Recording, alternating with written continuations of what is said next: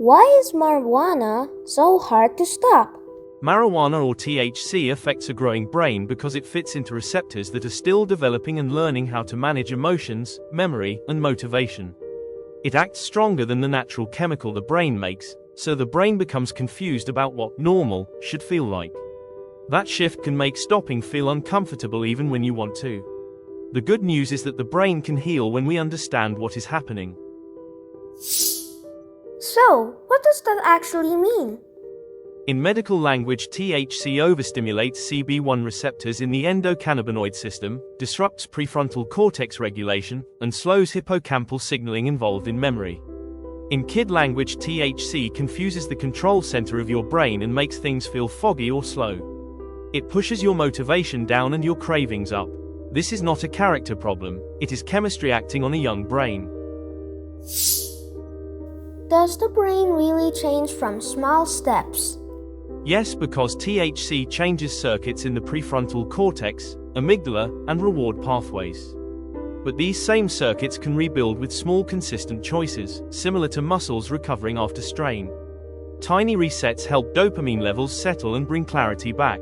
Even small decisions shape your path, and the brain works the same way with habits and healing. How does this show up in real life?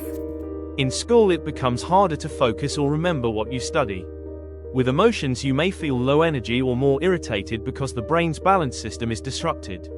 With friends, you might drift toward groups who use THC because your brain wants familiar cues. In families, it can create hidden stress because kids feel they must hide their habits. Daily routines slowly shift around chasing calm instead of building strength. So, small equals big? Yes, because every tiny choice rewires a direction. Imagine a compass that moves 1 degree at a time. Over days, that tiny shift can move you to a whole new destination. THC habits work the same way, and so does healing. Each small, no, and each reset moment builds an identity that is stronger than the craving. So, how do I start? Start with one thought, which is noticing when your brain wants escape instead of clarity. Choose one feeling such as courage or honesty that helps you stay grounded. Then choose one behavior like replacing the moment with a short walk, breathing reset, or cold water sip. These small body-based steps help the brain settle without THC. What should we do today? Try the Clear Mind Minute challenge once today. Take 1 minute to breathe slowly, drink water, and choose clarity over escape. This trains your brain to reset without chemicals. Comment the word clear if you want more brain science tools.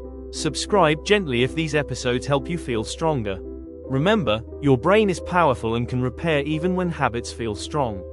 Every tiny reset makes the next one easier, and your mind becomes clearer day by day. You are learning tools that many adults wish they had earlier. You are growing into someone who leads their brain instead of following cravings. See you in the next episode.